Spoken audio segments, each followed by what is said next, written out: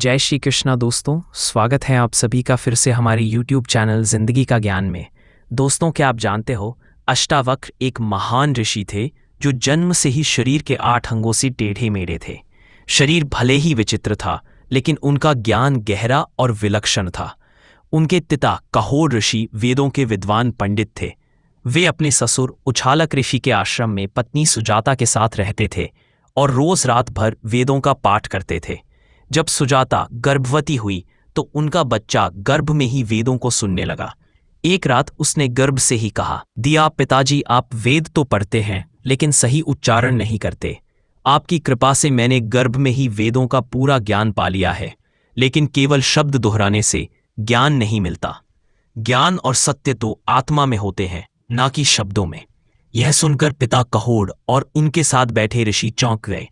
कहोर को बहुत गुस्सा आया और उन्होंने गर्भस्थ बालक को श्राप दे दिया, जैसे तू वक्रवाणी करता है वैसे ही तू 8 जगह से वक्र होकर जन्मेगा। समय आने पर बच्चा पैदा हुआ और सच में उसका शरीर 8 जगह से टेढ़ा था, इसीलिए उसका नाम रखा गया अष्टावक्र। अष्टावक्र के जन्म से पहले ही उनके पिता अरश कहोर धन की जरूरत के कारण राजा जनक की सभा में शास्त्रार्थ करने चले गए। वहां एक बड़ा आयोजन हुआ था। राजमहल के सामने हजारों गाय, जिनके सींगों पर सोना चढ़ा था और गले में हीरे जवाहरात लटक रहे थे। घोषणा थी कि जो विद्वान वाद विवाद में विजय होगा वही इन गायों को ले जाएगा और हारने वाले को मृत्यु भी दी जा सकती थी। कहोर ऋषि का मुकाबला राज्य के महापंडित वंदिन से हुआ, लेकिन दुर्भाग्य से कहोर शास्त्रार्थ में हार गए और नियम के अनुसार वंदिन ने उन्हें जल में डुबाकर मरवा दिया। कई दिन बीत गए, लेकिन कहोर वापस नहीं लौटे।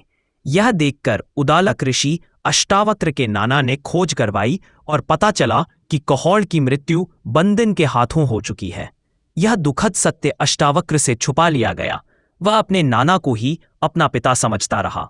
12 साल बीत गए। अष्टावक्र ने न केवल गर्भ में ज्ञान पाया था, बल्कि आश्रम में भी लगातार पढ़ाई करके वह एक महान विद्वान बन चुका था। 12 वर्षों के गहन अध्ययन के बाद अष्टावक्र अत्यंत बुद्धिमान हो चुका था। उसकी बुद्धि को लोग ब्रह्मा के समान मानते थे। एक दिन अचानक उन्हें सच का पता चला कि जिसे वह अपना पिता समझता था वह तो उसके नाना है, और उसके सच्चे पिता कहोर ऋषि वंदिन के हाथों शास्त्रार्थ में हारकर जल में डुबो दिए गए थे। यह जानकर अष्टावक्र का दिल टूट गया। उसने तुरंत मां से कहा, मां, मुझे आज्ञा दो, मैं अभी जाकर उस बंदिन को हराकर पिता का सम्मान वापस लाऊंगा।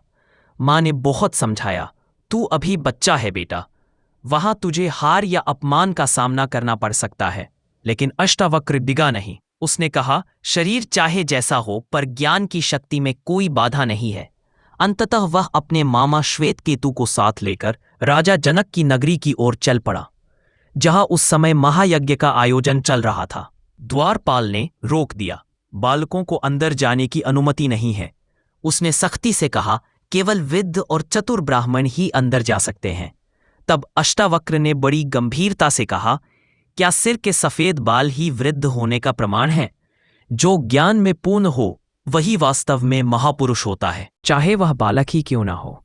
हम यहाँ तुम्हारे राज पंडित वंदिन से शास्त्रार्थ करने आए हैं और उसे परास्त करके दिखाएंगे। द्वारपाल उनकी वाणी सुनकर चकित रह गया और उन्हें सभा में प्रवेश दे दिया। अष्टावक्र सभा में पहुंचा। राजा जनक और सारे विद्वान पंडित वहां उपस्थित थे। जब लोगों ने देखा कि ये बालक 8 जगह से टेढ़ा है, उसका चलना भी अजीब है, तो पूरी सभा हंसी से भर गई। हर कोई उसका मजाक उड़ाने लगा, पर अष्टावक्र भी मुस्कुराया, खिलखिलाकर हंस पड़ा। राजा जनक को आश्चर्य हुआ। उन्होंने पूछा, बालक, सब तो तुझे देखकर हंस रहे हैं, पर तू क्यों हंस रहा है? 12 साल का अष्टावक्र गंभीर स्वर में बोला, राजन, मैं इस सभा पर हंस रहा हूं जिसमें ज्ञानियों की जगह चमड़े के व्यापारी बैठे हैं। सभा में एकदम सन्नाटा छा गया। सारे पंडित शर्मिंदा, कुछ क्रोधित हो गए। राजा जनक ने फिर पूछा, दृष्ट बालक, तू कहना क्या चाहता है? अष्टावक्र ने बिल्कुल शांत भाव से उत्तर दिया, राजन, बात सीधी है। ये लोग मेरे टेढ़े शरीर को देख रहे हैं, मेरी आत्मा को नहीं। मंदिर टेढ़ा हो तो क्या आकाश भी टेढ़ा हो जाता है? घड़ा फूट जाए तो क्या पानी भी फूट जाता है? नहीं ना, मैं शरीर नहीं हूं, मैं आत्मा हूं। कृपा करके मेरी आत्मा को देखिए, ना कि मेरी देह को। उसके ज्ञान से भरे शब्दों ने सभा के सारे विद्वानों को हिलाकर रख दिया। वे चुप हो गए, लज्जित हो गए और अपने अहंकार पर पछताने लगे। अष्टावक्र ने सीधे राजा जनक की ओर देखा और कहा, हे राजन, पंडित वंदिन से मिलना चाहता हूं, जो आपकी सभा में सबसे बड़ा माना जाता है और जिसने मेरे पिता को हराकर डुबो दिया था। मैं उससे अद्वैत ब्रह्मज्ञान पर शास्त्रार्थ करने आया हूं। राजा जनक चौंके। उन्होंने अष्टावक्र को देखकर कहा, बालक तू बहुत छोटा है। वंदिन बहुत चतुर और तेज है। वह अनेक ऋषियों को पराजित कर चुका है। कहीं तू भी पराजित ना हो जाए। लेकिन अष्टावक्र ने विनम्र परंतु दृढ़ स्वर में उत्तर दिया, राजन, मेरा आकार छोटा है, लेकिन विचार और ज्ञान विशाल है। मैं पीछे नहीं हटूंगा। राजा जनक को अब लगने लगा कि यह बालक सामान्य नहीं, बल्कि असाधारण प्रतिभा का धनी है। उन्होंने अष्टावक्र की बुद्धि की परीक्षा लेने का निर्णय लिया। जनक ने अष्टावक्र से कठिनतम प्रश्न पूछे, पर अष्टावक्र ने तुरंत ही उसके उत्तर दे दिए। राजा जनक अष्टावक्र की तुरंत और सटीक उत्तरों से बहुत प्रसन्न हुए। वह बोले, हे ब्राह्मण पुत्र, तुम्हारा शरीर भले ही बालक का हो, पर ज्ञान में तुम निश्चित ही वृद्धों से बढ़कर हो। अब मुझे पूरा विश्वास है तुम वंदिन से शास्त्रार्थ के योग्य हो। राजा ने आदरपूर्वक कहा, जाओ सभा में प्रवेश करो। वंदिन वहां है, अब तुम्हारा शास्त्रार्थ प्रारंभ हो। वंदिन और अष्टावक्र के गहन शास्त्रार्थ के बाद अष्टावक्र की वाणी और ज्ञान के आगे वंदिन निश्शब्द हो गया। वह हार चुका था। सभा में कोलाहल मच गया। चारों ओर से एक ही स्वर गूंजने लगा, अष्टावक्र की जय हो, धर्म की जय हो। राजा जनक और सभी विद्वान ब्राह्मण हाथ जोड़कर अष्टावक्र को प्रणाम करने लगे।